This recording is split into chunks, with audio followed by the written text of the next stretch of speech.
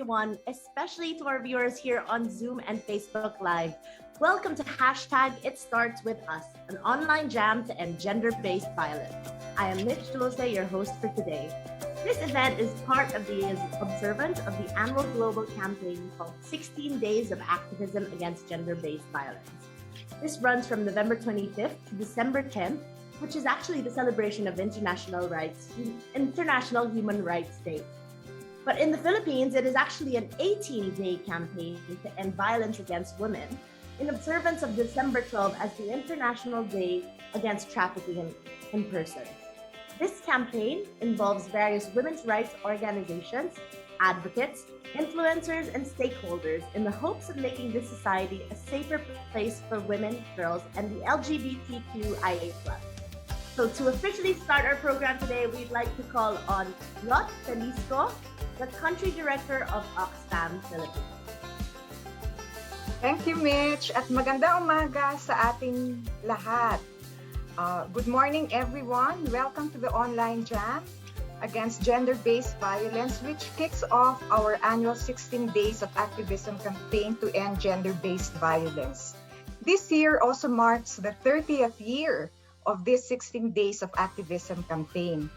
Tulad ng sabi ni Mitch, dito sa Pilipinas, ito ay 18 Days of Activism dahil sinasama natin sa paggunita ang December 12, which is the International Day Against Trafficking in Persons. Some might say that progress has been made in those 30 years in the fight against gender-based violence, but we say it is not enough. Maraming mga talakayan ngayon ang nakatutuon sa pandemya. Pero alam ba natin na matuturing rin natin pandemya ang gender-based violence? Ayon sa ilang mga pag-aaral, nung taon bago ang pandemya, may lagpas 245 million ng mga babae at batang babae sa buong mundo ang nakaranas ng physical at sexual violence. Di ba't matuturing nga rin itong pandemya? At ngayong may pandemya, nakita ng mga pag-aaral ng ilang grupo kabilang na ang Oxfam na mas tumaas pa ang kaso ng gender-based violence na nangyayari maging sa loob ng tahanan, lalo na noong kasagsagan ng mga lockdown sa bansa. Lumalabas rin sa pinakahuling pag-aaral ng Oxfam na mababa rin ang access ng mga kababaihan sa mga gender-based violence desks at support services sa gitna ng pandemya. Ito ay nakakabahala dahil ibig sabihin nito maaaring maraming pang kaso ng pang-aabuso at karahasan sa mga kababaihan at kabataan ang hindi nare-report. Idagdag pa natin dyan ang tumataas na bilang ng teenage pregnancy, ang kakulangan sa access sa sexual and reproductive health services, at ang di pa rin natutuldukan na kaso ng child marriage sa bansa na isa rin matinding human rights violation at serious public health issue para sa mga bata na karamihan ay mga batang babae. Let me also take this moment to express our solidarity with all those calling for the immediate release of Sally Uhano, who was a longtime head of the Women's Crisis Center and is the national coordinator of the Philippine Network Against Child Trafficking. If we call for a stop to gender-based violence, we should also call for greater support for individuals and groups like Sally who provide critical services to survivors of violence. Sally's invaluable work must continue, and thus we too, along with many others, call for her immediate release. Malinaw ang ating panawagan. We cannot wait for another 30 years for gender-based violence to stop. So together with our partners, women's rights organizations, people's organizations, youth groups, government institutions, and the artists who are here with us today, we can all work together to eliminate the harmful social and gender norms that perpetuate gender-based violence. It starts with you, it starts with me, it starts with us. Maraming salamat po at magandang umaga sa lahat. Salamat, Mitch. My gosh, thank you so much. Thank you so much, Ms. Botflies. You know, I'm a really huge fan of Oxfam, and I'm also a really big supporter of the Women's Crisis Center, so I second that about Miss Sally. Let's support that. So indeed, Oxfam has always been working with various stakeholders and communities to eliminate gender-based violence and promote gender justice as part of its commitment to create a just and equal future. Oxfam envisions that women, girls, and LGBTQI+ live free from poverty, gender-based discrimination, and violence. But before we proceed with today's program, an important trigger warning. We want to remind our viewers that today we will be discussing some very sensitive topics such as assault, domestic abuse and violence, discrimination and harassment, and this may trigger existing traumas for some of our viewers. So therefore, viewer discretion is advised. But because of all of this that happens to women and girls, this is why we gather here today, to make our voices louder in our call to push for a safer and violence-free society for women, girls, and the LGBTQIA+. So let's kick off today's jam by introducing one of our advocates of gender justice. Our first performer is a singer-songwriter, human rights advocate, and a media professional in the Philippines. As an artist, she's performed in various concerts and competitions locally and internationally, and continues to write music that moves people to action. A strong advocate of human rights, environmental rights, women's rights, and LGBTQI+ rights, her life's work is mostly dedicated to shed light on different social issues. So let's all welcome Jack Quintana. Magandang umaga. Ako si Jack Quintana, singer-songwriter. At naniniwala ako na ang usapin ng pantay-pantay na karapatan at ang pakikipag-usap tungkol sa gender-based violence at kung paano natin ito wawakasan ay isa sa mga pinakamahalagang issue na dapat nating pagtuunan ng pansin. Naway maging simula ito ng bagong yugto para sa atin na patuloy nating ipaglaban ang karapatan ng kababaihan. It starts with us, ang conversation at hindi lang conversation kung hindi pagbibigay edukasyon sa mga taong hindi nakakaalam kung bakit mahalaga na pinag-uusapan natin to, lalong-lalo na ngayong pandemya. Para po sa inyong lahat, and please stay safe and healthy, and maraming salamat sa Oxfam. Kaisa niyo po ako sa inyong mga advokasya, lalong-lalo na para sa mga kababaihan. Let's all fight against gender-based violence. Magandang umaga po.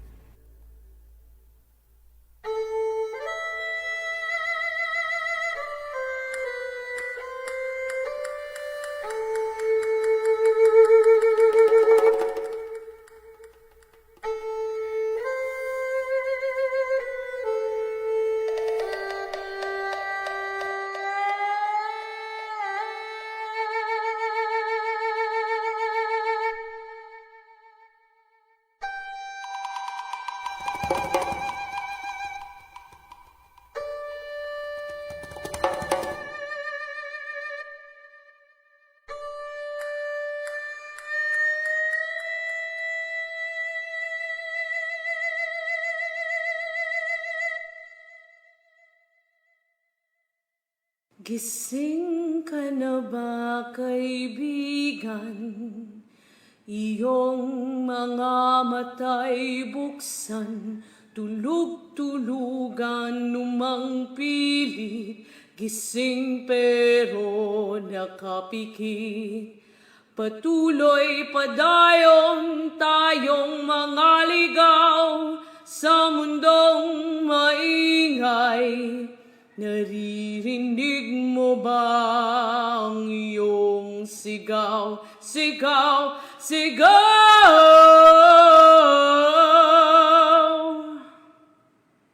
Anong iyong nakikita sa dilim, ika'y nangangapa, nananalig, umaasa, may sasaglolo na kaya.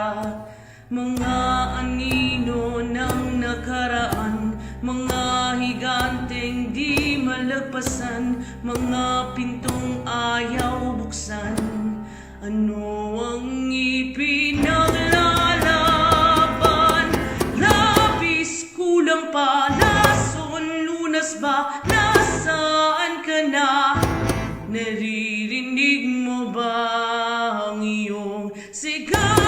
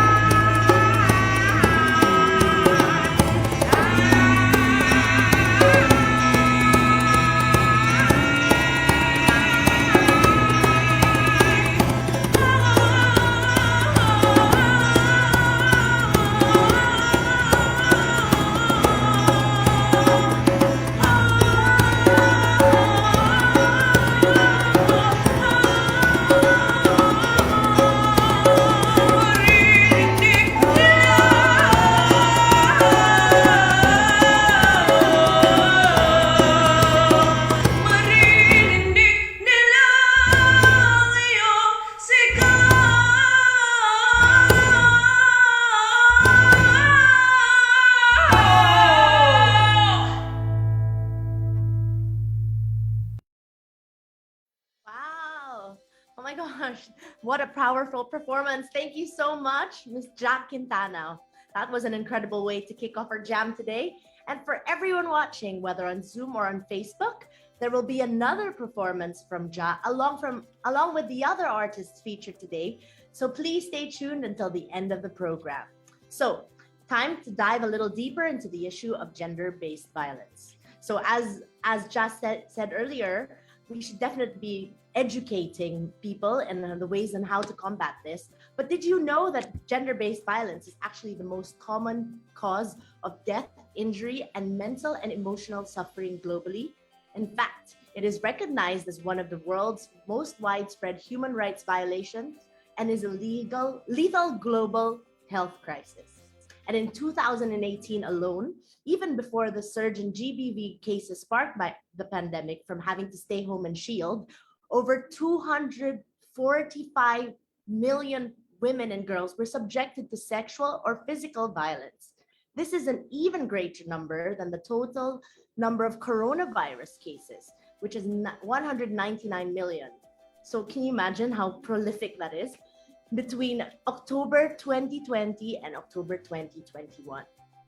So just to give you a bigger view on this, Oxfam Filipinas and its partners conducted a gender snapshot survey among 279 correspondents in selected areas in Eastern Visayas, Bicol region, National Capital region, and the Bangsamoro Autonomous region in Muslim Mindanao.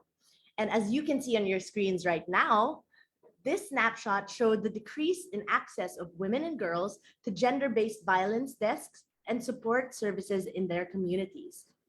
There has also been a decrease in reported cases during the pandemic.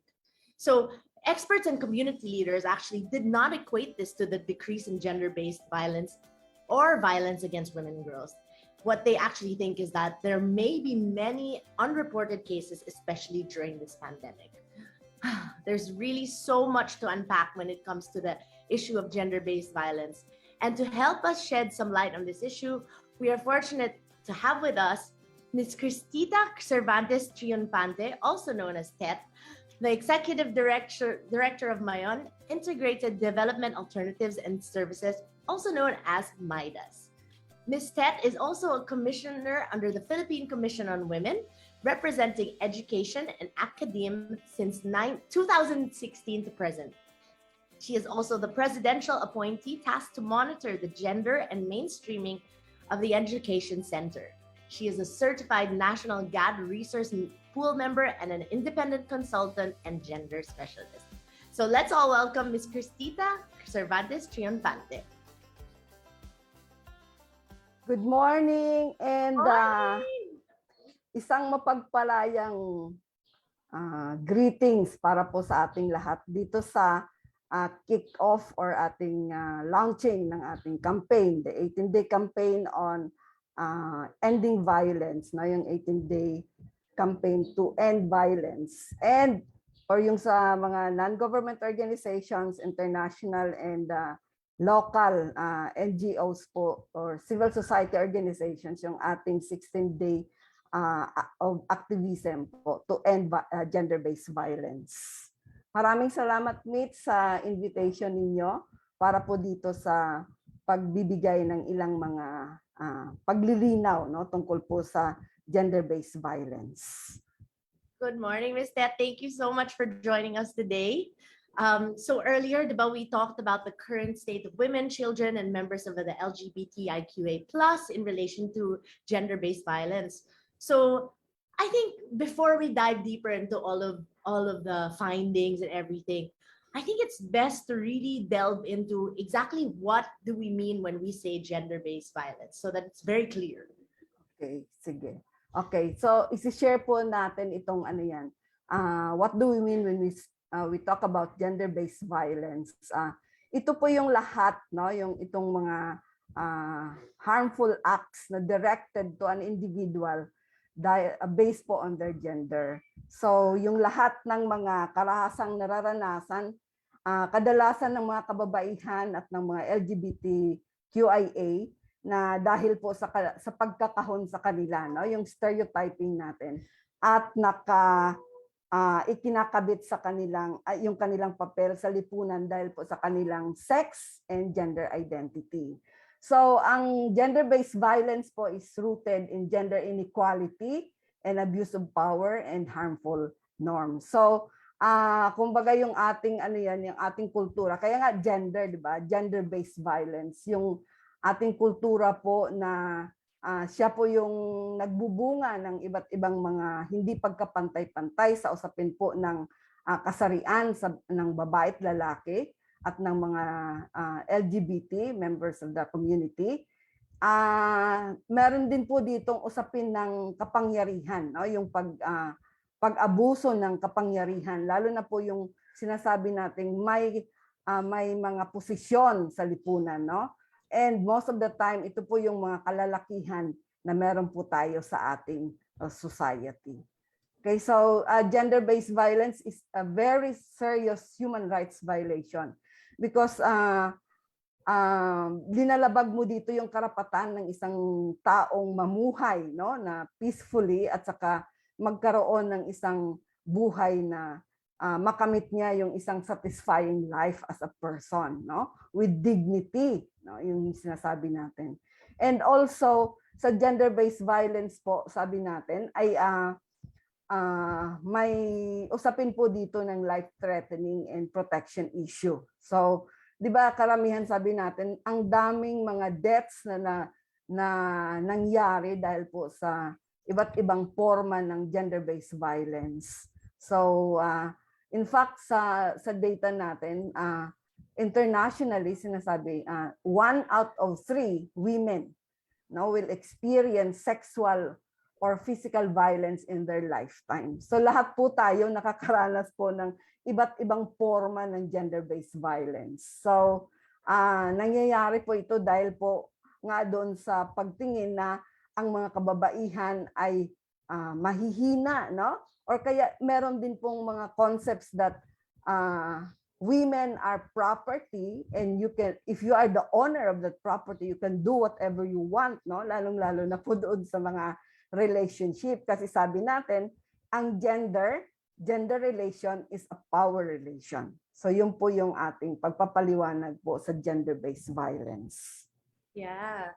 No, I think it's really enlightening to think about gender-based violence as in the context of it being a power dynamic, di ba po?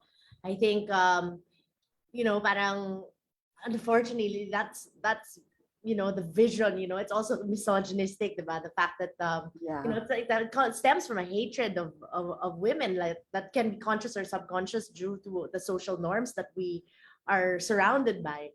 But I think what is really interesting to talk about are the different signs to watch out for when it comes to gender-based violence, because I think one of the very big stereotypes when it comes to gender-based violence, and correct me if I'm wrong, is that it's just a physical violence, right? That it's just being beat up, or it's like aggressive sexual violence such as rape. But there are also other forms of gender-based violence, right? Like that. Does it involve like things like if someone is stalking you, if someone unwillingly decides to touch, if you are unwilling to be touched and someone touched you, is that gender-based violence? Let's talk about verbal violence, like hate speech that leads to emotional abuse. There are different forms, right? So I guess what I would want to clarify is like, what are the different forms, and how do we know if we're actually experiencing this? Okay. So sa forms po, meron po tayong sinasabi na ang gender-based violence could either be sexual, emotional, and psychological violence. Pwede din po siyang physical punishment, yung sinasabi natin physical violence, no, yung battering, lahat na sinasabi natin. And then meron din pong forma ng violence sa intimate partner, na yung mag-asawa ba, yung boyfriend, girlfriend ba, o yung partner mo sa buhay. And then sex trafficking or slavery, pwede din po siyang forma. Pero sa ibang mga kultura po, meron po tayong although sa Pilipinas meron din po tayo, no, kaya nga meron tayong batas na pinupush doon sa child marriage or early marriage, no. And female genital mutilation for other culture, like for example sa ibang bansa po, yung pagpuputol po ng clitoris ng babae para po mawala po yung kanyang yung pag-enjoy, no, kapag meron pong pag may sexual activity po. So yan. So yung warning and signs naman ng gender-based violence, pwede po natin titingnan. Halimbawa, merong mga sa mga magka-partner o kaya sa mga magka-relasyon, no, yung extreme jealousy na sinasabi natin. Magiging very possessive po yung ating mga partners. And then yung pagiging minsan very impulsive din at mga unpredictability ng ating mga nakarelasyon, o kaya merong mga may bad temper talaga na nangyayari or cruelty to animals. Then, titingnan natin signs and warnings na po yun na may mga gender-based violence na nangyayari, or kaya verbal abuse, no, yung sinasabihan ka ng kung anong iba't ibang mga wala kang silbi, yung mga yung sa harap ng iyong mga kaibigan, no? Or kaya tanga ka talaga, no? Wala kang alam, yung mga ganon. So, those are verbal abuse na pwede natin consider na warning, no? Kapag may gender-based violence po nangyayari sa buhay ng isang babae o kaya ng ating mga members of the LGBTQIA community. Or kaya minsan meron din pong extremely very controlling behavior, no? Na sinasabi, tinitingnan, sinustok ka o kaya tinatanong ko, saan ka na ba? Anong oras ka ba dadating? O ano ba yung mga ganon-ganon? Okay, so, or other antiquated belief, no, yung pag-iisip natin na ito yung magiging role ng babae at lalaki sa isang relasyon, tagasunod ka or kaya ikaw yung magpapa sunod-sunod ka lang sa desisyon ng iyong partner. Lalo na po yung sa relasyon ng hetero or kaya yung ating partner, mag-asawa ba yan o kaya ka-live-in partner ba yan o kaya boyfriend o girlfriend. So yun po yung mga warning signs na kailangan natin makita. At siyempre, mas pinaka-ano dyan, yung lagi nating madali natin makita yung physical, no, na mga bruises o kaya kumbaga kung sinapak ka o kaya yung lahat, kung binuhusan ka ng mainit na tubig o kaya plinansya ka, yung mas madali natin maano. But the ano yan, sabi ng mga psychologists, ang physical po na signs or physical na mga palatandaan na merong gender-based violence, mas madali po yan minsan maghilom. Pero yung ating emotional and psychological effect nung naranasan natin gender-based violence ay mas matagal po yung healing process. So yun po yung ating pagkatandaan. Grabe, it's so important talaga, no, Miss Tet, to really outline all those things, because when you think about it in like today's culture, or there's a lot of women who have internalized misogyny and really fail to recognize that they are experiencing gender-based violence. Correct. Like parang yung social norms talaga natin, they really control and parang dominate the mindset where people are, stigmatized. They don't want to ask for help kasi baka nag-iinarte lang sila. Or, all these things. So, or kaya pwede mong isipin na, oy, normal lang yan kasi parang, ano yan, mahal na mahal niya ako, yung parang ganon, no? They're just may concerned. mga ganong pag-iisip. Yeah. So, yeah, nako, it's such a broad topic that really hindi natin kakayanin sana 10 minutes. hindi talaga. So I guess because we're down to our last 3 minutes, what do you think are the best interventions and efforts that we can do to combat gender-based violence? So whether we're talking about policy, services, accountability, norms change, etc. Sige. Actually, in our experience talaga, no, yung campaign po natin hindi lang kasi itong 18 day or kaya 16 days of activism. So yung campaign po natin talaga, bago pa man nga talaga mangyari yung pandemic, ay meron na tayong ganong mataas na mga cases ng gender-based violence. So sa ating trabaho po sa community, lalo na sa mga communities natin, paano po tayo makakontribute na ma-end or kaya yung target natin, ma-reduce muna and then eventually ma-eliminate talaga yun natin yung gender-based violence. So marami po, halimbawa sa policy, marami na rin tayong mga polisiya, marami tayong mga batas, no? Kailangan natin talaga i-implement. Lalong-lalo na po yung lagi nating binabalik-balikan yung 9262 nung ating mga policy sa anti-violence against women and their children, no, of 2004.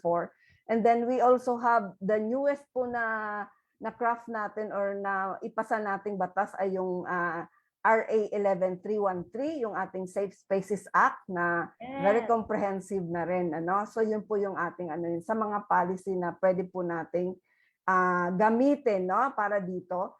And pero ang pinaka talaga sa services natin, yung pinaka basic principle na pwede nating gamitin ay yung paano natin pakinggan at intindihin at respetuhin po yung mga survivors of gender-based violence. Kasi minsan, sinasabi natin na yan, ay wag na kasi lang naman yan, bukas okay naman sila yon, no? Yung experience kasi ng ating mga barangay vow desk officers, no, magkukuha yung mga kababaihan natin na naging biktima ng physical violence or domestic violence, kukuha sila ng kanilang mga barangay protection order.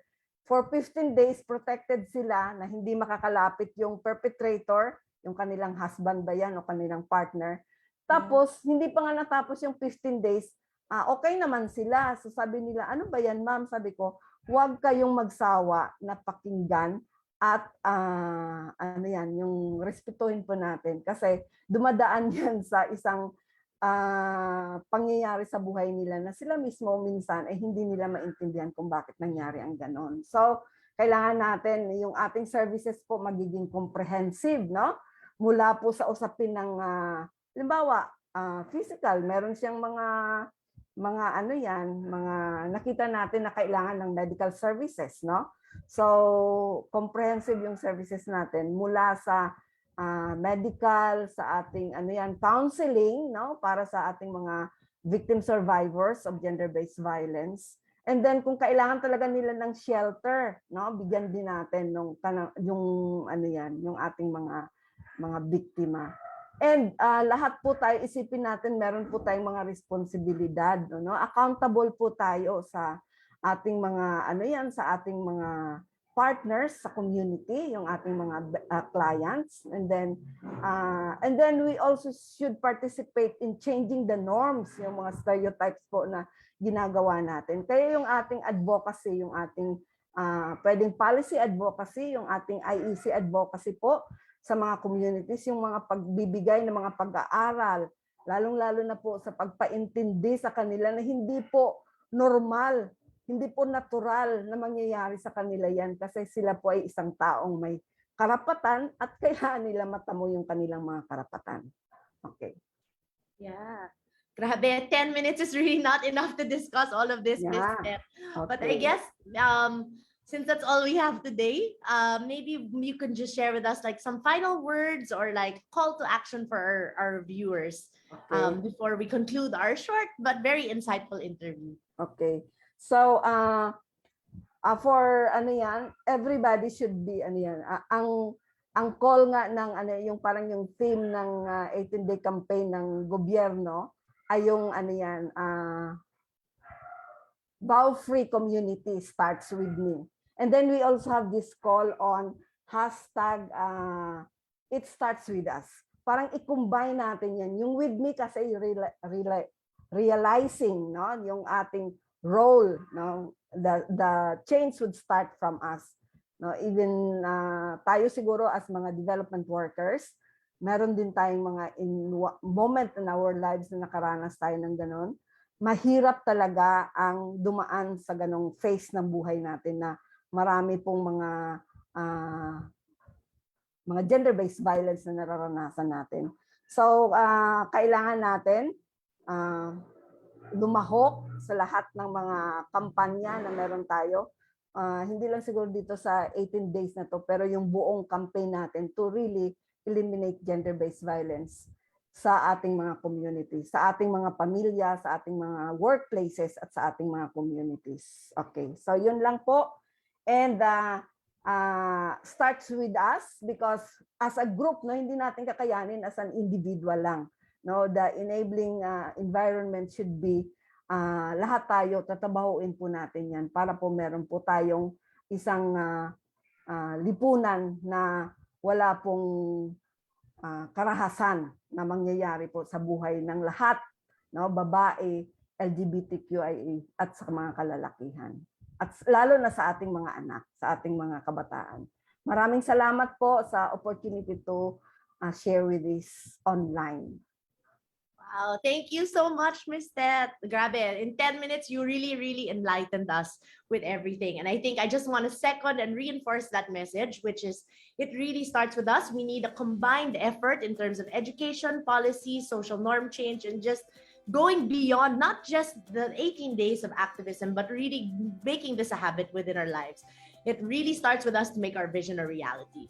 So if you want to know more and continue this conversation, please subscribe to Oxfam Pilipinas' social media channels at Oxfam Pilipinas on Facebook, Twitter, and Instagram. Oxfam will also be launching the Expert Talk videos where you can ask questions about this issue. So just follow Oxfam at OxfamPH on TikTok. So many gender rights advocates have continuously been making this society a better place for women and girls. It's been a really long journey with so many people, organizations, and other stakeholders involved. So let's get to know some of them by watching these two videos. Siguro yung gusto kong makita talaga,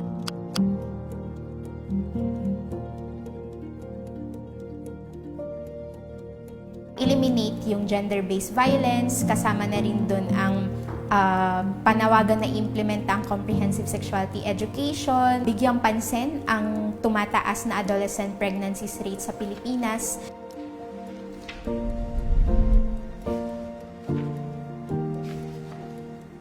isa makikita nating progress ngayon is marami ng mga batas na din na ang layon ay eliminate talaga yung gender-based violence.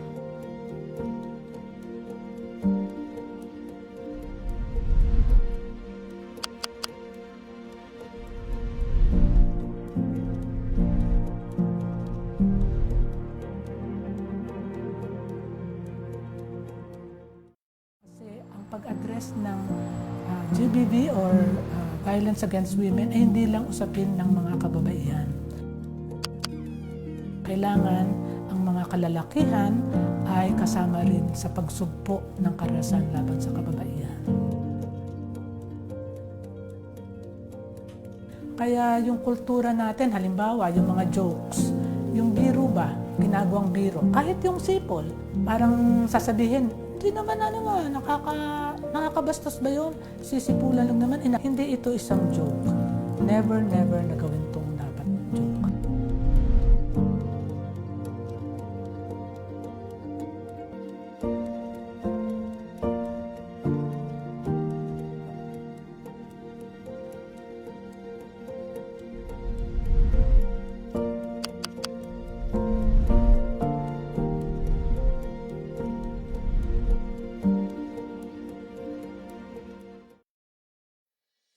Grabe, that was so inspiring. And I think I really wanted to emphasize that it's not just up to us women, but it's also the involvement of men and taking part within this whole battle for gender-based violence and addressing this in our society. So for those who just tuned in, you're watching #It Starts With Us, an online jam to end gender-based violence.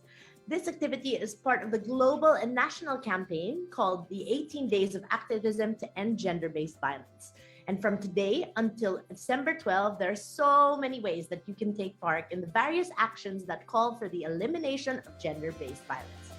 Here are some of them. So you can join the online conversation on how we can eliminate gender-based violence by using the #ItStartsWith. Help educate and empower more women, girls, and the LGBTIQA+ by sharing and joining the conversations on Oxfam's social media channels. Simply follow Oxfam Filipinas on Facebook, Twitter, and Instagram. Finally, share your questions and subscribe to the launch of the Expert Talk videos on TikTok by following @OxfamPH. And for all our viewers today, please feel free to share your thoughts and questions in our chat box and comment section. So let's move on to the next segment of our program. Allow me to introduce our next performer of the day.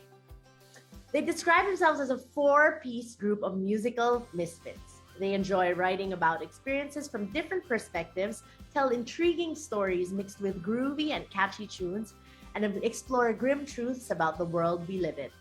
One of their songs, entitled "Sisikat Ka Iha," is a song written from the perspective of a predator, and which speaks about misogyny in a culture that throws young women to sex trafficking, exploits them, and sees them as disposable solely for their own entertainment. This song was also featured as an original soundtrack in movies Manillennials and House Tour.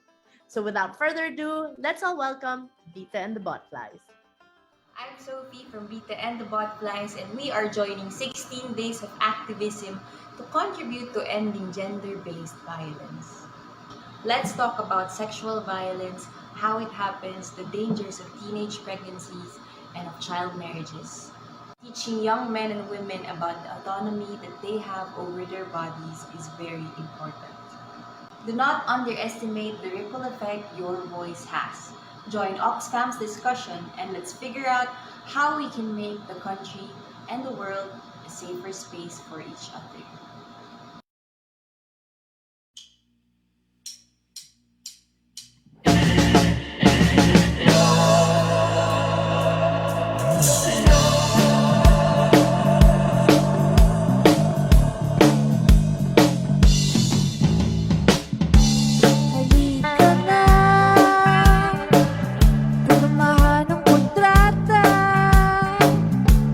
Isuk sarili, wag nang babalik.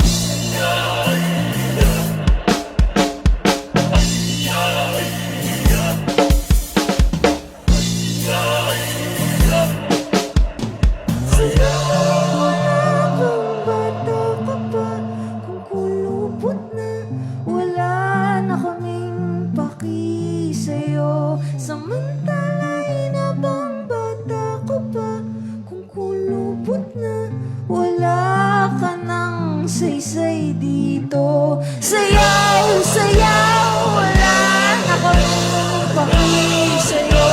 Sayaw, sayaw, wala ka nang saysay dito.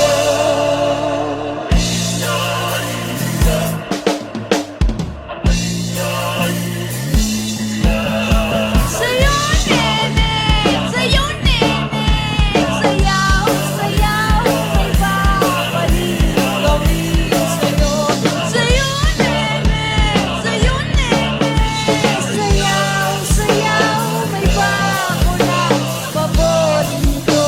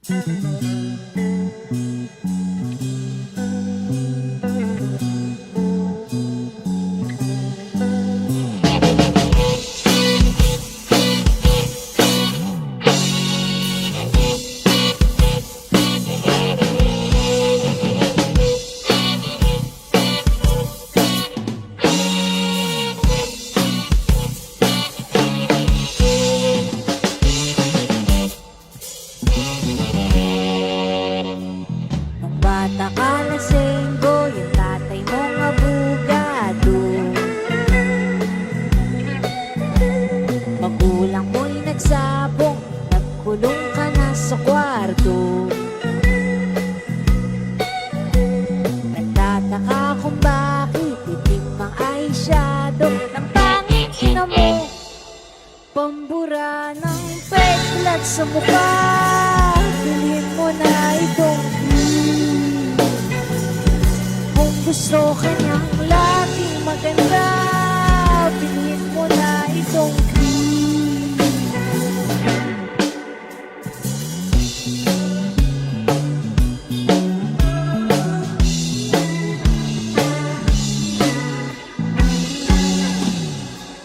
Ginamit kong cream na pampaputi ng kilikili. Binuklat ang magasin, nalimot ang labahin. Tambak na daw ang hugasin. Nabasag ang plato nang hinampas sa mukha mo. Nagulat ka bigla na jowa mo'y parehas sa tatay mong abusado. Pambura ng peklat sa mukha, bilhin mo na itong cream. Kung gusto mo siyang laging masaya, bilhin mo na itong cream.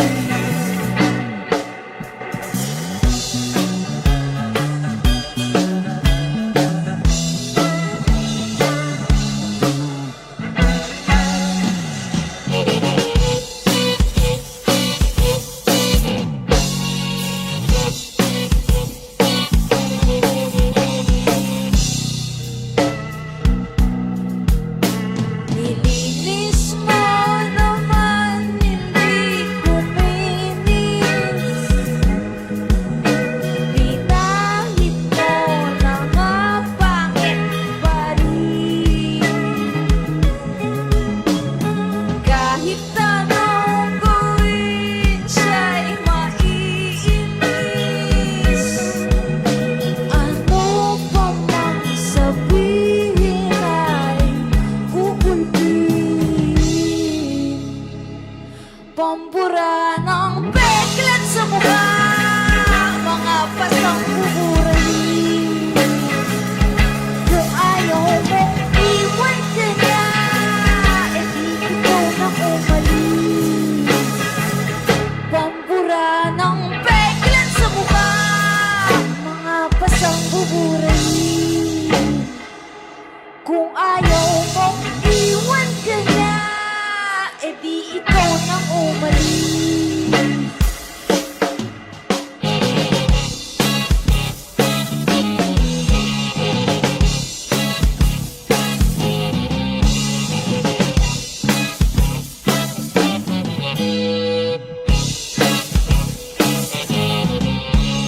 Kinuha ang maleta, nagbihis, suot ang ebidensya.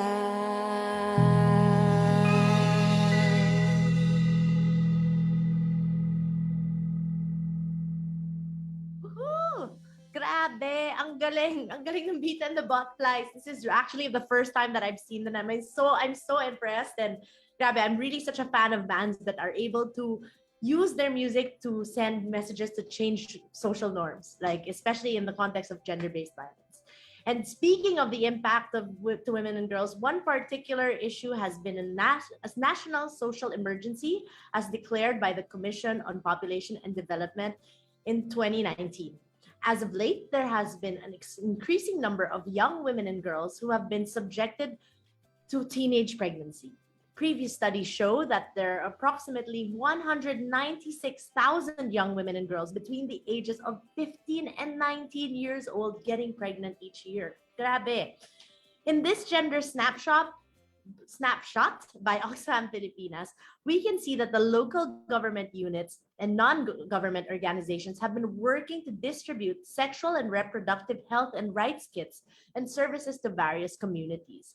But despite these efforts, there are still more things to be done to address the rising cases of teenage pregnancy.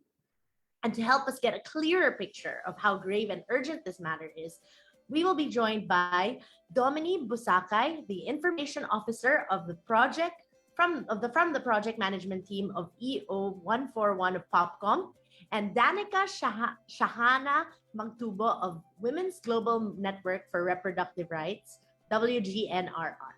Welcome, Domini and Danica. Hi, good morning, everyone. Good morning po. Good morning. Thank you so much for joining us today. Grabe. I think let's just jump straight to it, no? So even before COVID-19 and the state of sexual and reproductive health of women and girls was already a really grave public health challenge in the Philippines. And as mentioned earlier, this was declared as a national social emergency by the Commission on Population and Development. Teenage pregnancy is a national social emergency because of the rising cases of young women and girls between 15 and 19 years old getting pregnant each year. So maybe you could help us elaborate and give our viewers a picture of how large and urgent this situation is. Hi, thank you, Ms. Mitch, on that one. Actually, we are looking at two age brackets for this one. What you have mentioned is just for the 15 to 19. But what we are looking into right now is that we also have one, which is yung 10 to 14 na age bracket. Oh my gosh! Opo, dalawa po yun. Si 15 to 19, that's common kasi they are part of lagi natin siyang namomonitor kasi they are part of the women of reproductive ages. So lagi silang kabilang sa ating datos. Pero what is really alarming right now is that, at yung trend po pala ng 15 to 19, fortunately, mapababa naman na po siya. So, okay naman po yun. Pero ang 10 to 14, ito po yung bagong binabantayan natin. Kaya tayo ang call natin is that it's actually adolescent pregnancy as an urgent national priority. Bakit po siya adolescent pregnancy na yung tawag? Kasi nga, pataas ng pataas or padami ng padami yung bilang ng mga 10 to 14 na maagang nabubuntis. And it's increasing. Yes po. At ang pinakahuling datos natin in 2019 is 2,411 live births mula sa mga edad na ito. At if you translate that per day, meaning 7 na batang babae ang nanganganak araw-araw noong 2019. Wala pa tayong datos for the 2020 pero sana hindi na rin po siya ganun kadami. Pero yun nga po, kaya natin siya tinawag na adolescent pregnancies because we're already looking into that age bracket po.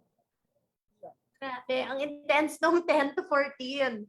Oh my gosh, nagulat ako dun. Miss Danica, would you like to add anything to that? Opo, sobrang alarming po talaga no na ang babata pa nila tapos bata rin silang kailangan alagaan dahil sa kanilang pagbubuntis. Actually, to add din po dun sa binanggit po na data ni Ma'am Dominique, um, sa data rin po previously, I think this was also released by PSA na yung eto pong mga batang nabubuntis or adolescent pregnant na 10 to 14 years old at 15 to 19 years old, karamihan po sa kanila, yung mga nakakabuntis sa kanila ay older men. Kaya mas lalo po siyang alarming kasi makikita natin na may doon, merong yung pregnancy nila can be a case of sexual coercion. Yeah, or pedophilia.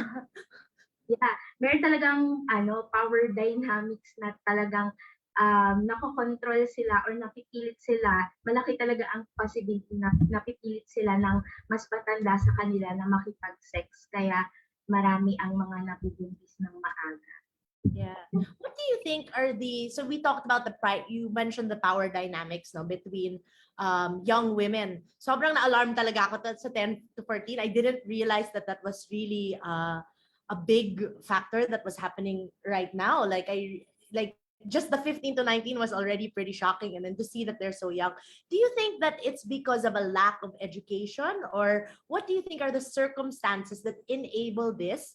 And what are the efforts that you would propose to address these things? So I think it's a really important thing to talk about the circumstances that enable this to happen within our society today. Okay, we are actually looking into yung definitely there is low contraceptive use among our adolescents kasi nga we know too well it is hampered actually by the law itself na as minors hindi ka talaga pa rin po pwedeng mag-avail ng contraceptives unless may parents consent or may kasama kang guardian na pupunta sa mismong facility. And kabilang na rin doon yun nga po, inadequate access to maternal and child health care na yun yung isang tinitignan din natin. Kaya yung mga interventions that we have right now, we are pushing for yung executive order 141 that's on the side of the government. We're in kasi nga nakita natin na yung adolescent pregnancy is an urgent national priority. Kaya ang response ngayon ng ating government, yun yung pagpirma ng ating presidente nitong nakaraang June lang, nung Executive Order 141, wherein it calls for a whole of a government approach. Kasi I think we've been doing this naman na even before.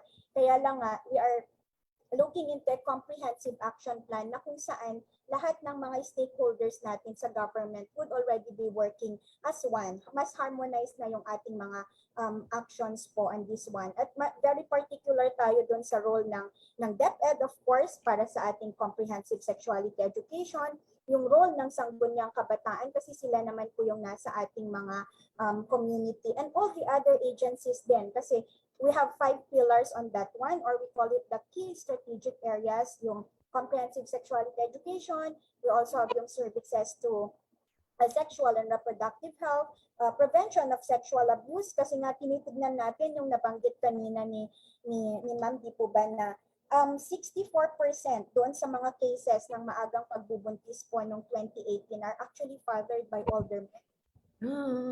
Opo, 36% lang po doon ay yung mga kaedaran nila or those belonging to 10 to 19. So definitely may nakikita po tayo doon na yung power dynamics and may abuse definitely on that aspect. Kasi imagine for a 10-year-old, ang lowest pala, youngest rather na recorded noong 2019 ay dalawang 10-year-old po na nabuntis.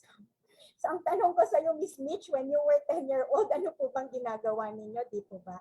So sila, dalawa na po yun. One from Batangas in Calabarzon and then the other one here in Quezon City sa Metro Manila.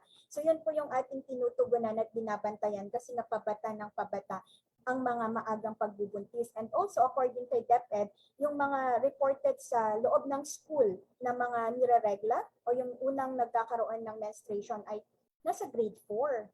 So meaning yung comprehensive sexuality education talaga natin, dapat na natin siyang implement at as early as kinder. Yung age and development approach na ginagawa natin, yun yung dapat na po nating sundin for this one po. Sabi, sumakit ng ulo ko. Sumakit yung ulo ko ng slide dun sa concept na it's older men really preying on these younger women, like, and I think that it really plays a really big role yung parang the social norms also, diba, for these young girls, that some of them may not be empowered to be able to like report or be saying like, oh, this act of abuse has happened towards me, or even like the grabe yung na-mention mo about the access to contraception, that young people can't have that, but also they don't have the education to understand what's going on sometimes, diba? Gosh, stress ako dun. Miss Danica, would you like to add anything to that? So any further words for that?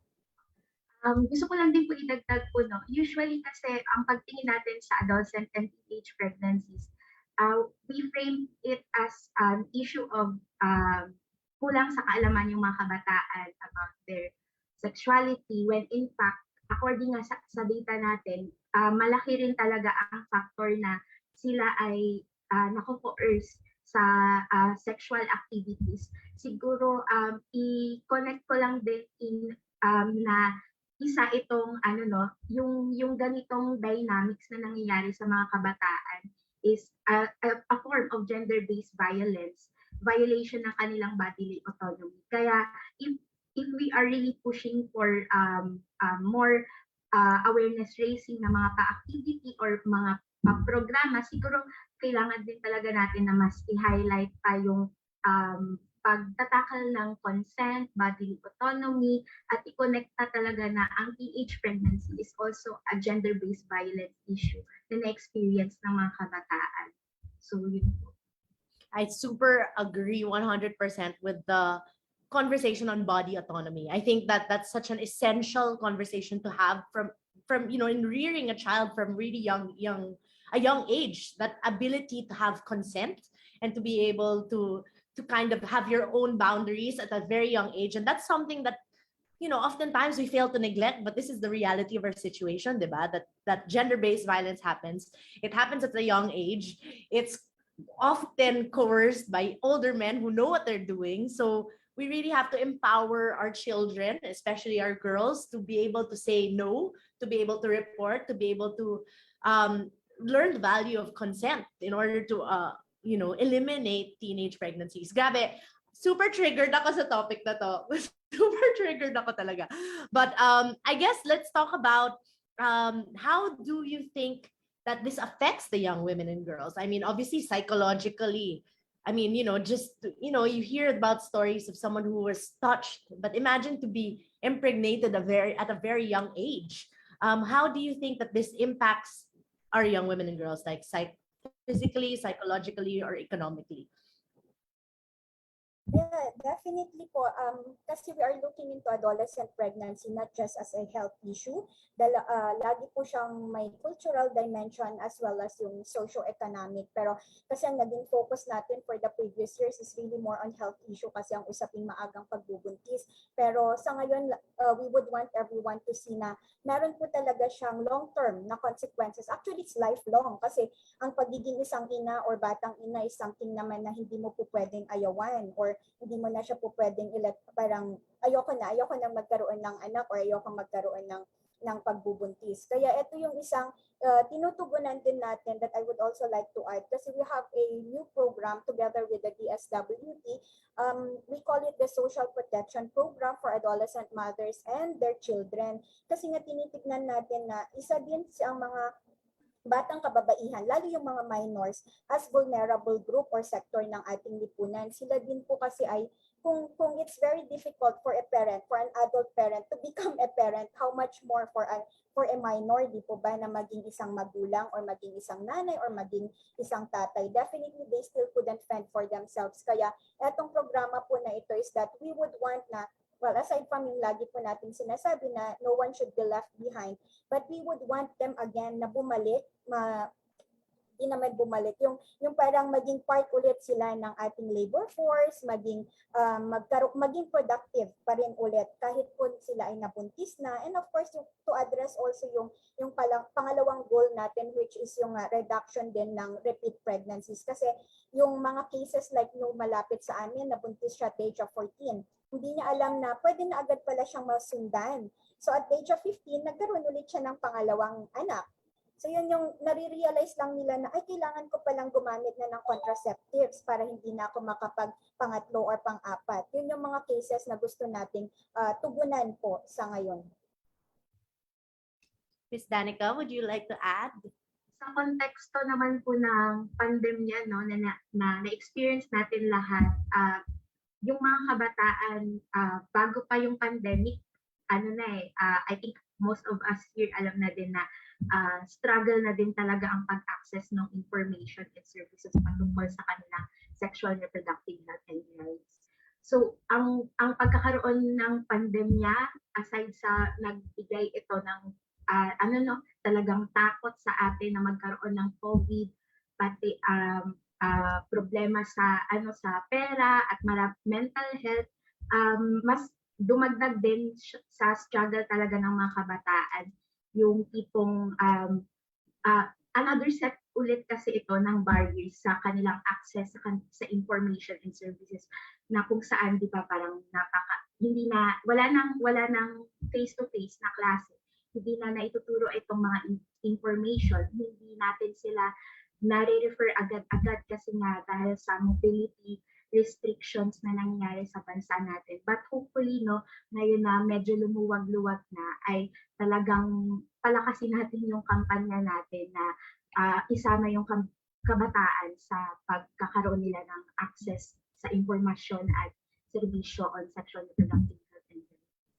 Yeah, grabe, sobrang feeling ko madaming na-trigger sa topic na to because super animated na ng animated in a bad way yung comment section natin.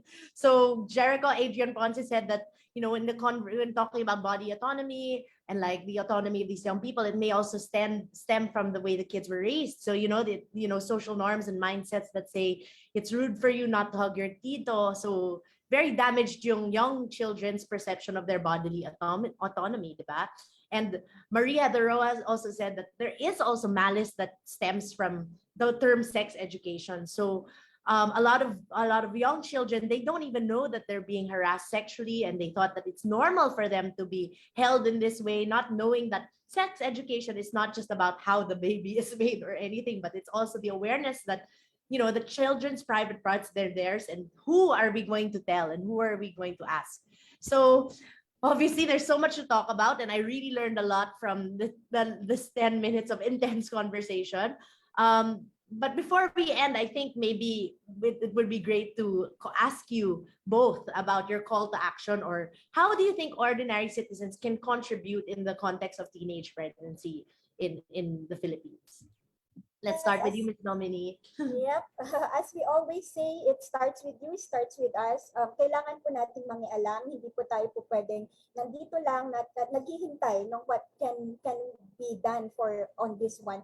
And we also call on particularly lang mga local chief executives natin to adopt yung program kasi na next year, yung Mandanas ruling, pag in-implement na, it's already called na po kasi yan ng ating mga mayors. So we have to adopt all these programs para patuloy po yung pagbibigay natin ng tama at sapat na serbisyo para sa ating mga kabataan. Kasi kayo naman po yung nakakaabot sa kanila. For us in the national government, we are just here to assist you. But it's very important that on your end, you have to accept and do something about this po. Thank you, everyone.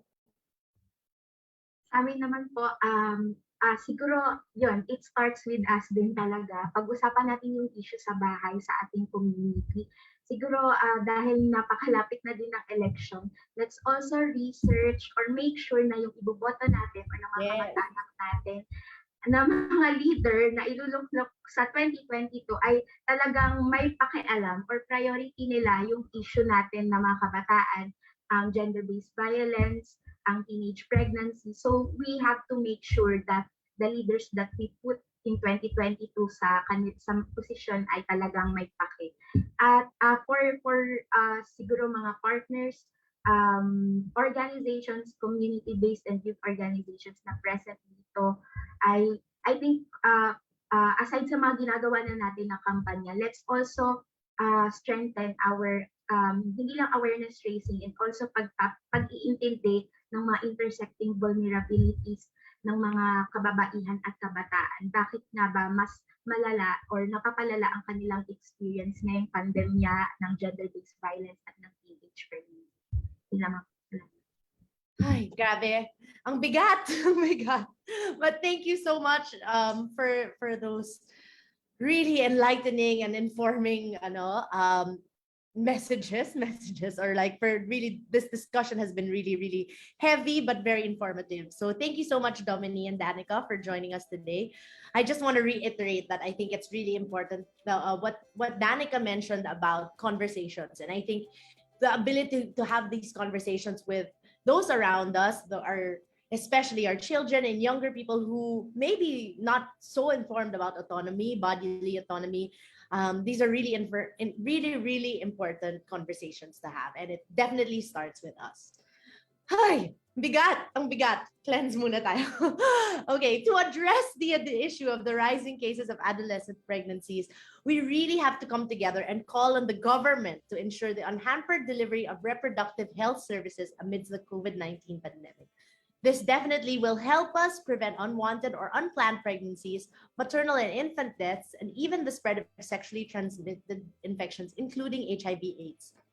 We also really need to empower young people to access these sexual and reproductive health services in times of crisis through the continuous flow of information and services.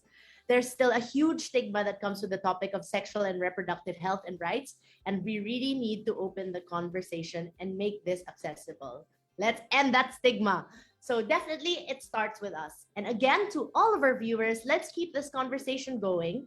And if you have further questions about addressing teenage pregnancy, you may subscribe to Oxfam Pilipinas social media channels at Oxfam Pilipinas on Facebook, Instagram, and Twitter.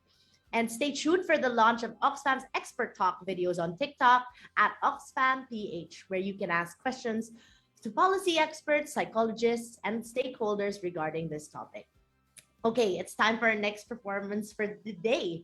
Something to help us with the bigatness na naramdaman natin as a teenage pregnancy. So our next performer is a renowned singer and songwriter. Her works are known to have the combined truth and vulnerability that transcends its audiences. A renowned singer-songwriter for more than a decade, she continues to mesmerize people with her songs, and she also continues to be vocal and supportive with her efforts to champion women and children's rights. Let's all welcome my friend Aia de Leon. Good evening, friends. My name is Aia de Leon. Did you know that 1 in 3 women worldwide has experienced physical or sexual violence simply because she is a woman? I envision a world where women are safe, in control of themselves and their bodies and their choices. I desire a just society where girls are free against violence and are able to imagine and realize their biggest dreams. I am glad to be here tonight as part of Oxfam's 18 Days of Activism, and I am one with Oxfam in the fight for violence against women. We need you to make this happen quicker.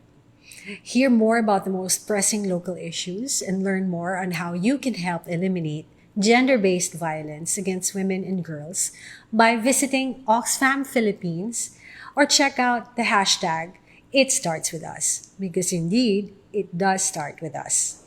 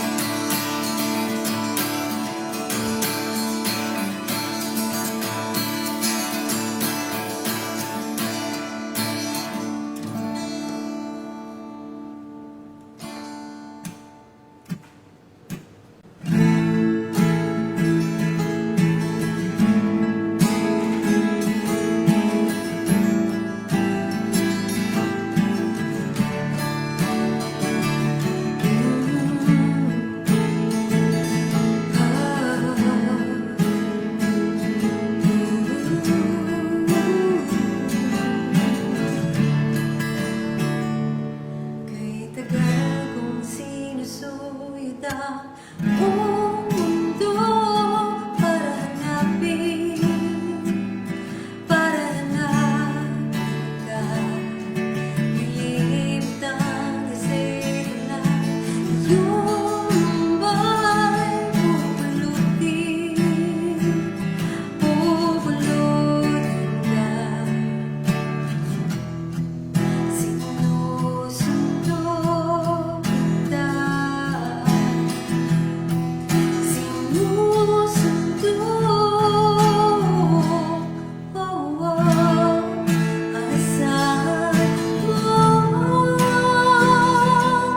wala ngayong pag-ibig ko'y sa'yo.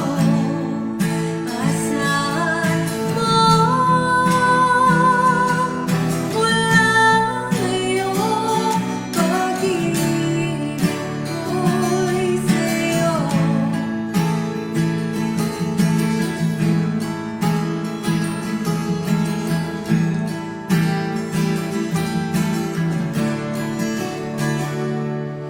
Sa akin mo'y sakta na mo'y lagi ang ibibigay. Subukan kapatuloy ng bumitaw kay manalig ka. Sinusundo kita, sinusundo, asahan mo wala ngayong pag-ibig ko'y sa'yo. Asahan mo wala ngayong pag-ibig ko'y sa'yo. Nagdasal iwanan mo, sino yun ang mundo, hintay sa iyong sundo. Nagdasal iwanan mo, sino yun ang mundo, hintay sa iyong sundo. Asahan mo wala ngayon pag-ibig ko'y sa'yo, sa'yo.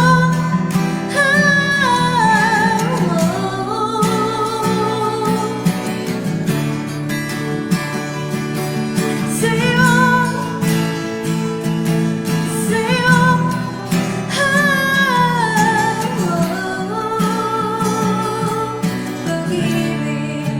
pag-ibig ko'y sa'yo.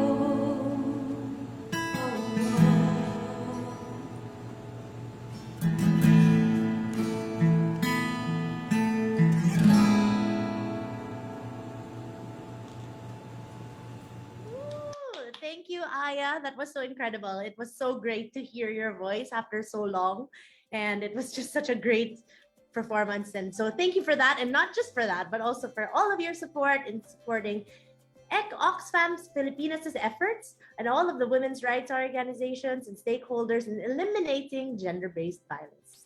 So for those who've just tuned in, you're watching hashtag It Starts With Us, an online jam to end gender-based violence. This activity is part of the global and national campaign called 18 Days of Activism to End Gender-Based Violence. Starting today until December 12, you can take part in various actions that call for the elimination of gender-based violence. And just a quick recap of all of the different ways that you can join in. So join in the online conversation on how we can eliminate gender-based violence by using the hashtag It Starts With. Help educate and empower more women and girls and the LGBTQIA+ by sharing and joining the conversations on Oxfam's social media channels. Simply follow @Oxfam Pilipinas on Facebook, Twitter, and Instagram. And finally, share your questions and subscribe to the launch of Expert Talk videos on TikTok by following Oxfam PH. To our viewers today, also please feel free to share your thoughts and questions through our chat box and the comment section. So, for our next segment, we will be focusing on child early and forced marriages, which is also one of the forms of gender-based violation and considered a grave violation of human rights, not to mention a serious public health issue. In a gender snapshot conducted by Oxfam Pilipinas and its partners, some respondents raised their concerns about the ongoing practice of child or early marriage in some of the Filipino communities.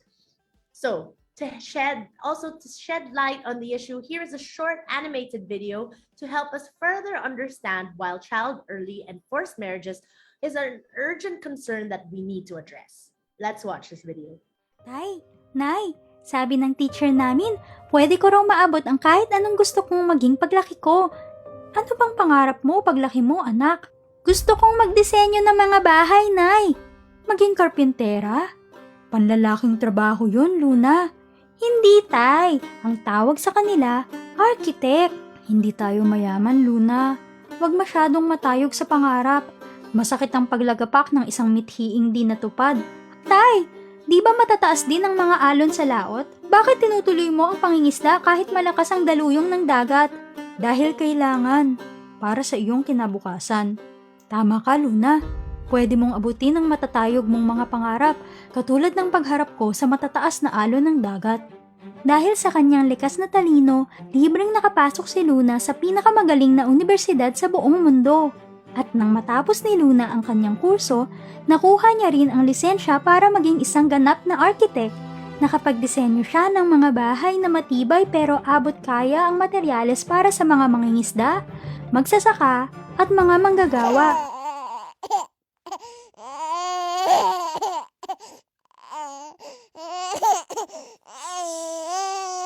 Tahan na, anak. Nandito na si Mama.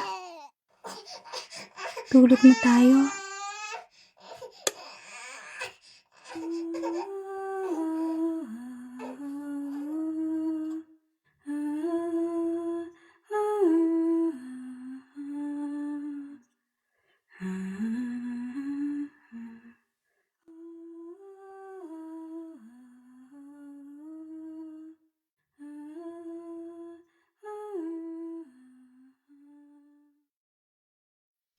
And joining us today are Ms. Angelica Ramirez from the Philippine Legislators Committee on Population and Development, or PLCPD, and Ms. Johaira Dipatuan of Lindigcong, Talumbayan.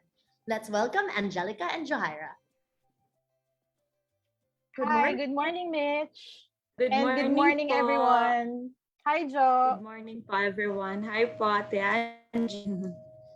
Good morning. Thank you so much for joining us today. Grabe, ang bigat kanina ng conversation about teenage pregnancies. And earlier, someone was commenting and said that child marriage is also one of the contributors to the rising case of adolescent pregnancies, no?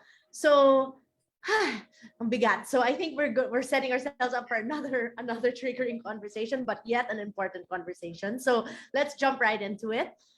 So even before the pandemic started, child early and forced marriages have been considered a really grave violation of human rights. And in fact, studies show that 1 in 6 girls in the Philippines are already married before the age of 18. Grabe ang bata. So for our viewers to better understand this issue, perhaps you can give us a background on why child early and forced marriages is a really urgent concern that we need to address and focus on.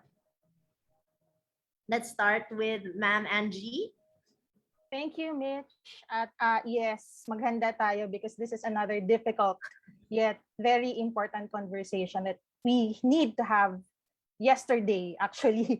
Pero masaya tayo na napapag-usapan ito. At alam mo, Mitch, at sa mga nanonood sa atin ngayon, bago dumating ang Creating Spaces campaign, kung saan kasama ang Oxfam sa nag-lead ng campaign na ito, kasama ang PLCPD at ang mga youth organizations like Jo na kasama natin ngayon, hindi pinag-uusapan ang child marriage.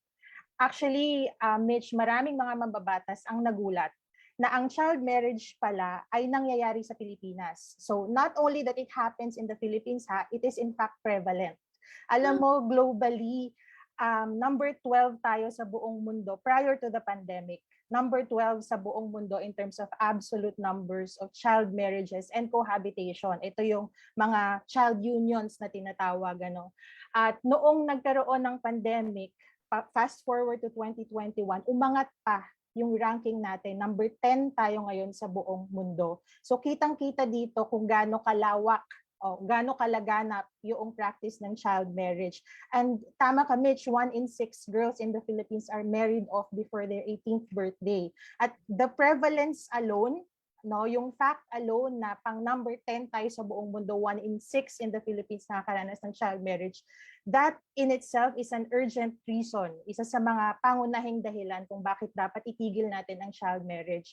At kakabit nito, ang negative health and development impacts lalong-lalo na sa mga batang babae, Kasi vulnerable ang mga batang babae to early and repeat pregnancies which can put their health and lives on the line. Sabi nga ng Popcom kanina, tumataas yung adolescent pregnancy among those in the 10 to 14 age range. So kung meron tayong practice ng child marriage being allowed here in the Philippines as early as 12 years old or as early as magkaroon ng menstruation ng isang batang babae in a context of BARM, halimbawa, and in IP communities, pwede na siyang ipakasal. So expected na siya na mabuntis. At ang early pregnancy at child marriage, I will be discussing both kasi talagang magkakabit siya na issue, Mitch. I'm sure you would notice that and alam natin na one can cause the other. At later on, siguro si Jo can speak about the other development impacts. Pero para sa atin, yung urgency ng usapin ng child marriage kung bakit dapat ito itigil ay nanggagaling sa kanyang prevalence at negative health impacts. At naiparating natin ito sa mga mababatas noong 2018, yung napatunayan natin sa kanila na nangyayaring child marriage, may studies showing that it has negative health impacts. Actually, sila Jo, baka mamaya ma-share niya, pumunta sila mismo, they stormed Congress para ipakiusap na itigil na yung child marriage through legislation. Yun on our end, Mitch, and pakinggan natin si Jo. I'm sure marami siyang maikukwento na experience nila kung bakit urgent issue ang child marriage. Yes, Jo, please take the floor. Please tell us all about this. Okay po. So, child marriage po is human rights violation. And we see it as a form of gender-based violence that endangers the life and the futures of girls and women all over the world po. So meaning to say po is, hindi lang po dito sa Philippines, sa country natin, nakikita yung child marriage. But the fact that we are here is nandito tayo na malapit tayo is mas nakikita natin siya. Especially po sa amin na mga kabataan na we are advocating violence, creating spaces against violence against women and girls and child marriage and forced marriage po. So way back to 2020, which is I think ngayong October po, is pumunta po kami mismo sa BARM and parang they also see na yung child marriage talaga po is problema po talaga siya na nangyayari po talaga sa community po natin, which is na mas ang vulnerable talaga po dito is yung babae na they are forced to child marriage, to marriage po, even though na hindi nila po gusto, which is in the Islamic view po is when you are already 15 years old, sa lalaki is pwede ka na pong mapakasal. And sa babae po is when you reach puberty po. But in the Islamic law po is there is may mga consideration po, and that is the consent and the holistic development of a certain young woman or man. So it means to say po na kung hindi, you cannot force po some child you cannot hindi ka po pwedeng, hindi mo siya i-force dahil nandun po yung kailangan po yung consent ng babae, yung batang ipapakasal mo, at kailangan niya po ng holistic development.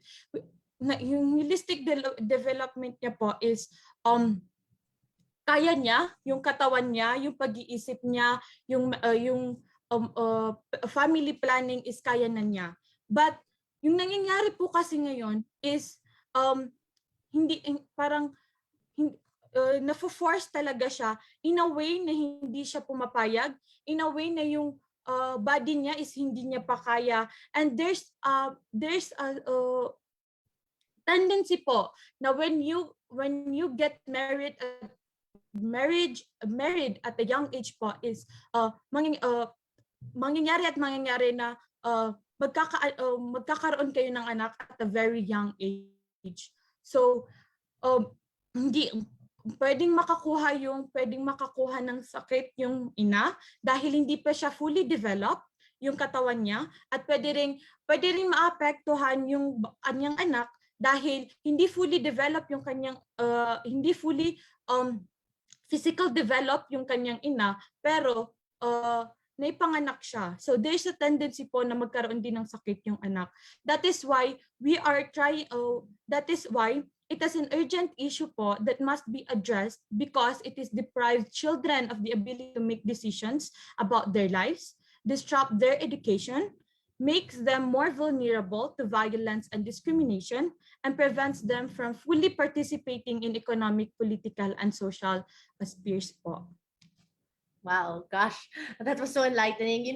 I think just to sum up everything that you both said, I think one of the key takeaways that I got was really the lack of consent, that there's really like a lack of consent that occurs in terms of child early and forced marriages. And again, similar to the teenage pregnancy issue, there's also a lack of autonomy within the girls. Like they're unable to take control of their own bodies or their own status, because they're automatically married off. And initially, ma'am and G, what I was thinking about when you were talking earlier was that before you started talking, I wondered if it was a social norm, diba? Like parang when I think about it being like child early and forced marriage, I think, naalala mo nung lumang panahon, nung mga 1950s, kinakasal talaga ng bata. And it's really surprising to me that this still exists right now in the Philippines, because 2021 na, malapit na mag-2022. And so I really, even as an advocate, I didn't realize how extensive the problem was. I didn't realize that it was a dominant thing. And to hear it being the norm because of social norms that exist, particularly as you mentioned in the IP communities, and also Ms. Johaira in like the BARM community, that there's a lack of consent, and that when they reach a certain age, or when they already have their period, they can be married off. So I don't know, I just find it really shocking, and I think that this really amplifies the need for education, and education, and really the concept of teaching of autonomy. And I think that there's definitely a lot of stigma, right? We talked about the welfare of women and girls and how this affects health, that it affects their health because if they have children early, etc. But what do you think, in your experience, what drives it, apart from the lack of autonomy? Why do you think, there must be a power dynamic, right? A power dynamic between like, okay, pwede na natin ibigay tong girl na to. But yeah, what drives these families and young women to engage in early and child forced marriages? Like, bakit nangyayari? Miss Angie, would you like to start? Sure.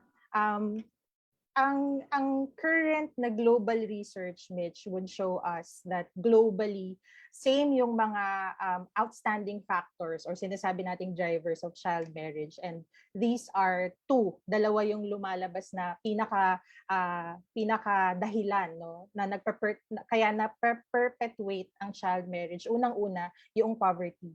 At tinitingnan kasi ng karamihan ng mga families, they see marrying off their children as a way to improve their lives and their children's lives economically. At pangalawa, yung kultura. Yung sinasabi mo kanina, Mitch, na why is it acceptable? Bakit may ganitong social norms? Bakit katanggap-tanggap? Dahil ito ay tanggap sa kultura kung saan umiiral ang child marriage.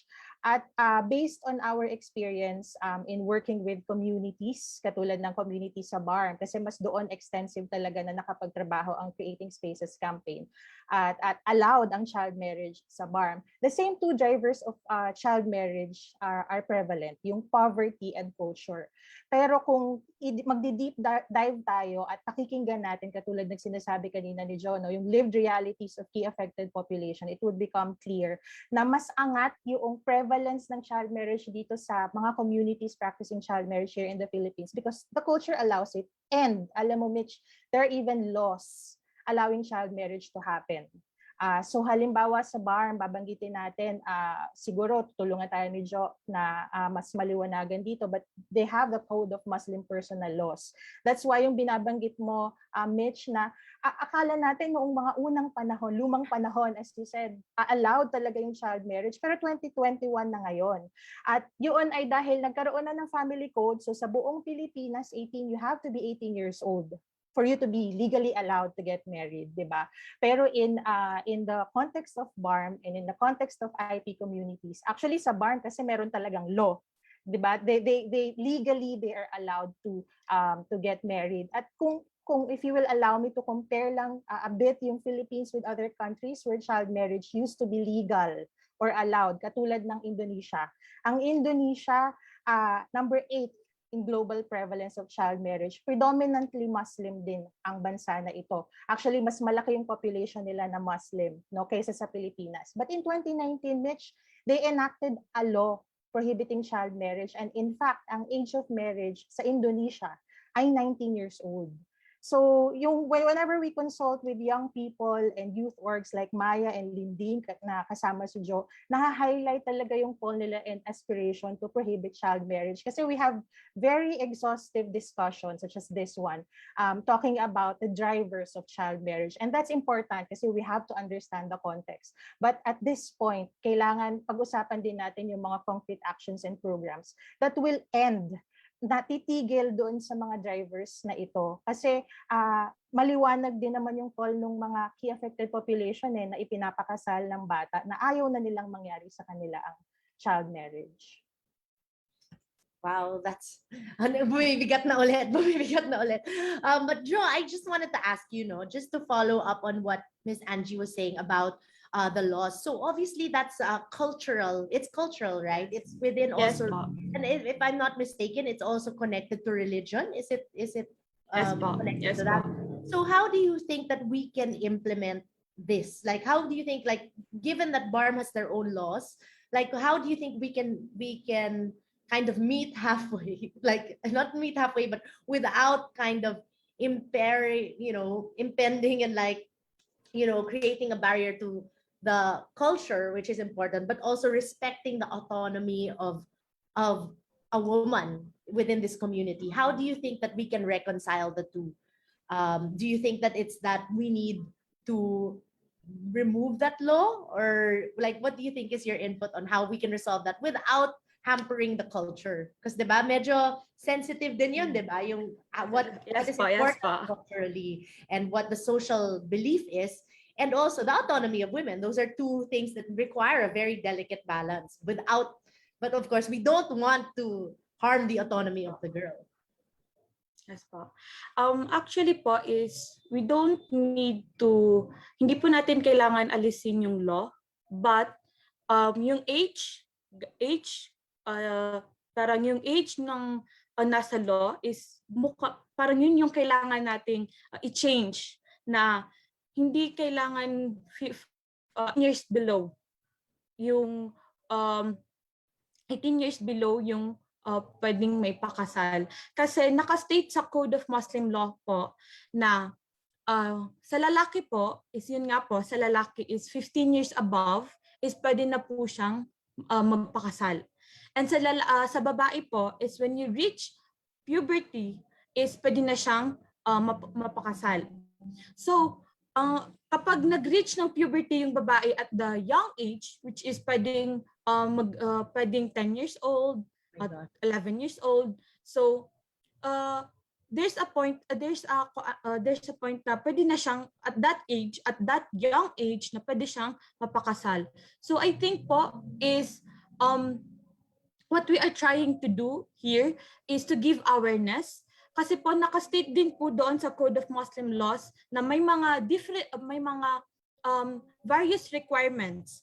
And ginagawa po at various requirements po ng pagpapakasal in a Muslim context po. But kung nakikita po natin is yung nakastate doon sa Code of Muslim Law is hindi po siya nangyayari. Parang hindi po siya binibigyan ng pansin yung mga requirements po na nakastate doon sa Code of Muslim Law po. So I think hindi natin kailangan siyang kunin doon sa as a law, but as a sign of respect. But I think ang pinakamagandang gawin po doon is i-higher yung age limit ng nakasaad doon po sa law na yon. So that pwede po siyang medyo yung pwede po ang ma-generalize naman po. Yun po. Wow, that was so enlightening. So we, as always, diba, we have only 10 minutes and that definitely was not enough time to talk about all of the nuances of child and early forced marriages. But I think to wrap up, maybe you both could give us a little bit of like, how can we engage?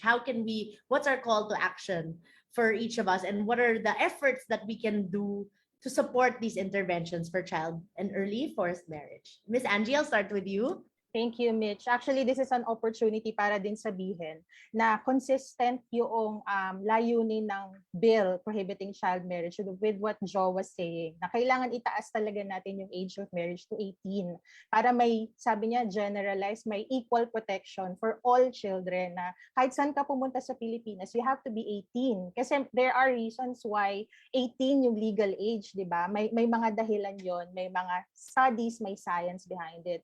And sa lahat ng mga kasama naming girl defenders, mga hashtag girl defenders, no, lahat tayo na kumikilos to end vouchy and even violence against children, maraming salamat lagi sa tibay ng loob, lalo na sa mga katulad ni Jo. It took them a lot of courage para magsalita, di ba? At banggain or to speak up against this social norm, against child marriage. At I'll take this opportunity na rin to update everyone na yung bill prohibiting child marriage has been ratified in Congress. So maraming salamat sa magigiting nating mga mambabatas. Sila Senator Risa Ontiveros, Representative Ed Salagman, Deputy Speaker Bernadette Herrera D, and Congresswoman Malu Acosta Alba. We always mention them kasi it takes a lot of political will. Di ba sabi mo nga, Mitch, maraming stigma and sensitivities around this issue.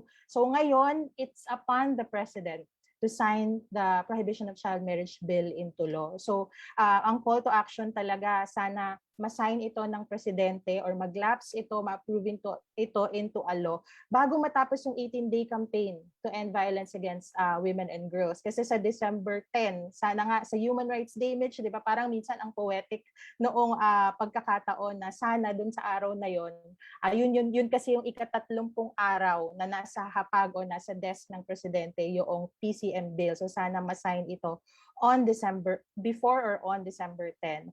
And yung 2022 elections din, we would like to say this again and again, nasabi na ito kanina ni Danica from WGNRR, but we will soon be launching the hashtag Girl Defenders Vote. So ito ay magiging issue-based campaign para patuloy na paalalahanan yung ating mga mambabatas na kailangan natin ng mga polisiya on ending VAUG.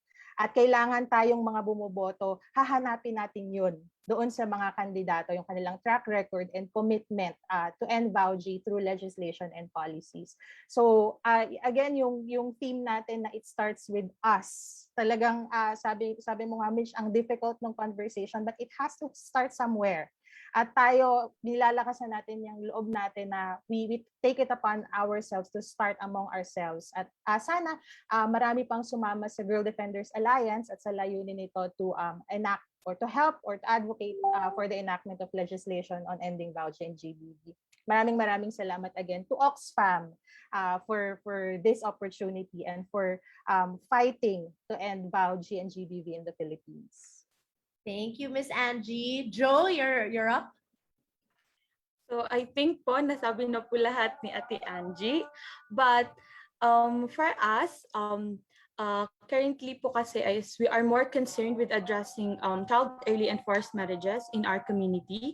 And we are currently engaged in community-based activities to raise awareness among our peers about CFAM and VAUG in various areas. And right now what we need is resources to help us continue doing community-based work in more rural areas po. And this is a very, isa po itong malaking opportunity po. So maraming salamat po for having us po. Thank you so much. So just to sum up, no, I think we're done. But thank you, and Miss Angie and Joe. Thank you for that. We are all here with you championing the rights of young women and girls. And I think it's really important to reiterate what Miss Angie said, that in 2022, let's make sure we've seen the importance of policy and how this really matters and how we cannot put things to protect women from gender-based violence unless they are put into law. So in 2022, let's choose a leader who will support us in our fight against gender-based violence. So indeed, so just continuing on, no, ending child early and forced marriages really requires a multi-sectoral approach. So apart from lawmakers, we need to engage girls, boys, parents, teachers, national and local authorities, decision makers, and so many different stakeholders in order to end gender-based violence and the prohibition of child marriages in the Philippines. So again, if you want to know more about this topic and really want to contribute to this advocacy, please tune in to Oxfam Filipinas' social media channels at Oxfam Filipinas on Facebook, Twitter, and Instagram. You may also tune in to at Oxfam PH on TikTok for the launch of Expert Talk videos, where experts would help us address the questions on the issue of child early and forced marriages. So unfortunately, we've reached the end of our program. It's been an incredible 2 hours, and I really learned a lot, and I really hope that everyone here did too. But before we cap off today's event, may I request all of our Zoom participants to turn on their cameras for a solidarity action and the quick photo opportunity. Since we are all gathered here today, let's make a commitment to start actions in addressing gender-based violence, whether in our circles, in our communities, or in our country. So we'd like to request everybody to please get a pen and paper or any writing materials and write hashtag it starts with and fill in your commitment. So for example, I will put hashtag it starts with artists telling stories that empower women. So while you're thinking about that and while everyone is writing and turning on their cameras, let's watch this video.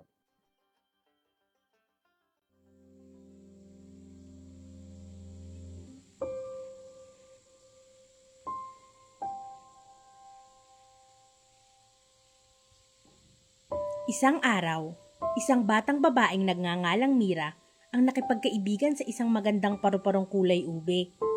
Ang paru-paro ay tinawag niyang Lila. Ang sabi sa akin ng kapwa ko paru-paro, kapag tumubo na raw ang aking mga pakpak, ay pumunta ako sa hawla na gawa sa salamin. Dahil sa hawla na iyon ay ligtas daw ako mula sa panganib. Pero hindi ko alam ang daan patungo sa lugar na iyon. Maaari mo ba akong tulungan?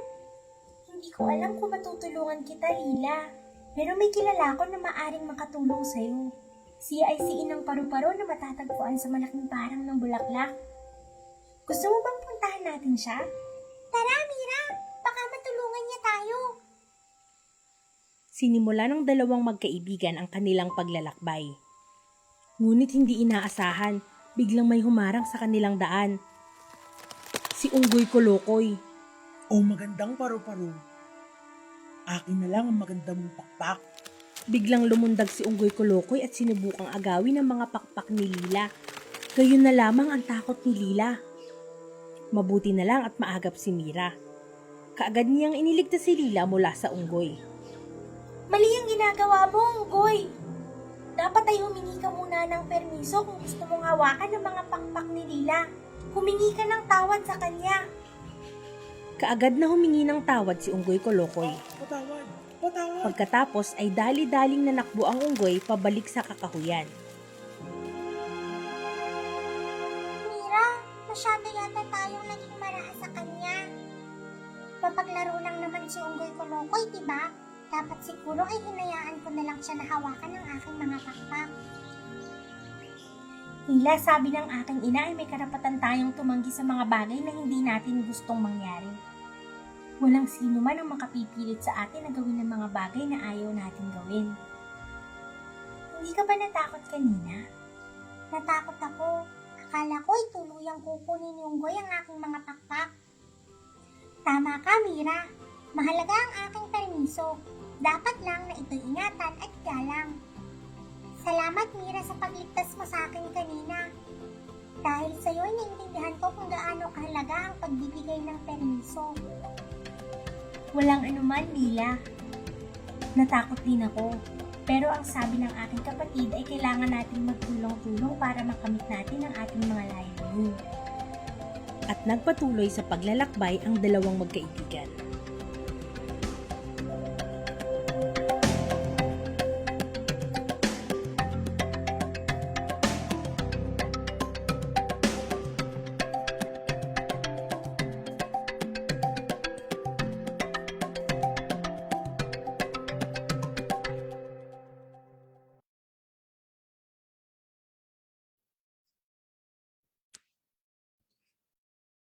Okay, I turned off my virtual background so that we can take a really good picture.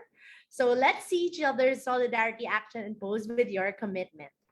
So mine says, it starts with conversation with those around us and speaking up against gender-based violence.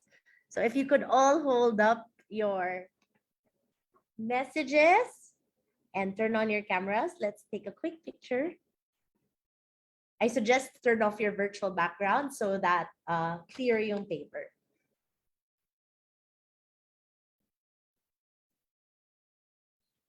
Okay, is everyone ready? I can't see it on my screen because there, but I think we're okay. So I'm gonna count quickly.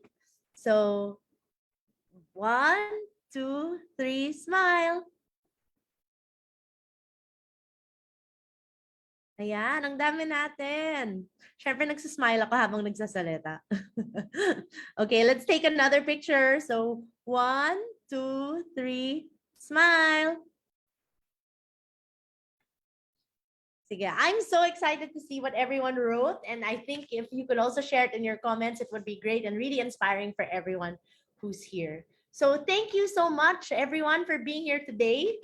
It starts with and that caps off our hashtag, It Starts With Us, an online jam to end gender-based violence. We hope that this is the start of something bigger and something fruitful to help all of the efforts in eliminating gender-based violence and all its facets, teenage pregnancy, and child early and forced marriages. Thank you so much to all of our guest speakers, the performers and artists, our partners who tirelessly work for the protection and improving the lives of all women, girls, and LGBTIQA+, and of course, all of our wonderful viewers who stuck with us until the end of this program. It was really enlightening. Ako, na-trigger ako, pero sobrang natuwa din ako sa dami na natutunan ko. And I think I really feel motivated to get back to work in ending gender-based violence and participating within the movement again. So don't forget to participate in the 18 days of activism against gender-based violence, running from November 25, that's today, until December 12, 2021. And hopefully our participation will really go beyond this campaign. So it's not just 18 days of activism, it's always. So let's end this jam and bring back with a bang. Let's end this jam with a bang and kick off our solidarity actions as we listen to one final performance. Let's welcome back Miss Quintana to pump us up for the rest of the day. This has been It Starts With Us, an online jam to end gender-based violence. And I'm Mich Dulce signing off. Have a good day, everyone! Bye! Thank you!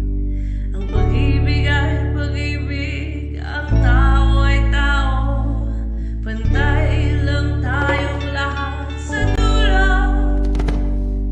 Si Eva at si Adan, ikaw at ako.